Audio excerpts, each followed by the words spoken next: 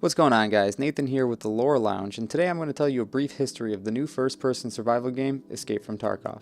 We'll be skimming over some of the most important events that led to the current military struggle in the Norvinsk sector and how it all ties into the Russia 2028 universe. Stay tuned in future episodes as we delve deeper into the history leading up to the events that take place in Escape from Tarkov. We're going to start off here today by talking a little bit about the region that's become known as the Special Economic Zone. It's located just on the border of Leningradskaya and the Murmansky regions. Bordering Finland and separated by the Finn Gulf, the government of the Russian Federation created a new zone, the Norvinsk sector. It's the smallest territory in the region and it was created more as a gateway to bridge Russia and Europe. Over time, it was given the title of Special Economic Zone. The SEZ, or Special Economic Zone, secures new foreign investment through privileged taxation, industry and manufacturing, and being a focal point for business technologies. This makes the SEZ an attractive location for big foreign organizations. The SEZ is home to two cities. The first is Norvinsk City, being named after the region itself. Norvinsk City is the financial center of the SEZ and is connected via a speedway bridge to the second city, which is Tarkov.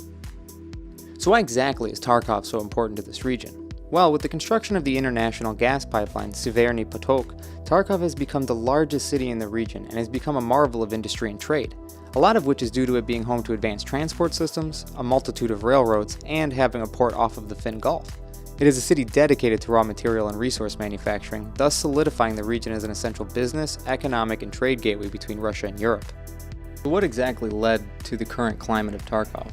Well, 2 years prior to the current setting of Tarkov, a branch of a transatlantic corporation, Terra Group, became the scrutiny of an international political scandal. Terra Group Labs was found to have many illegal activities within the Russian Federation territory, which were covered up by contacts within the local government. 6 months later, due to the investigation and what was uncovered, the political standoff escalated into an armed conflict involving UN peacekeepers, the Ministry of Internal Affairs, and two private military companies taking either side. The region's borders were sealed off, and those trapped in the middle of the flaring up local warfare were isolated from the outside world. The most active forces in the Norvinsk region are two private military companies, hired by the two sides of the initial conflict. The private military company USEC, United Security, were employed by the notorious Terra Group International Corporation under the guise of being peacekeepers.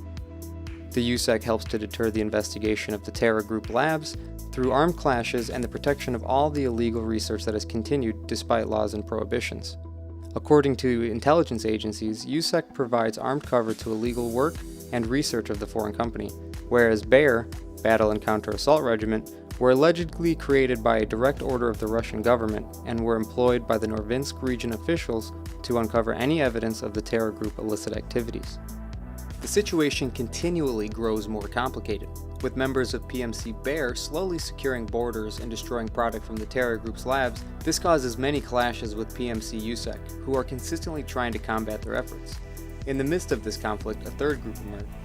Due to the isolation and conflict, many of the unevacuated citizens have banded into gangs savage in nature.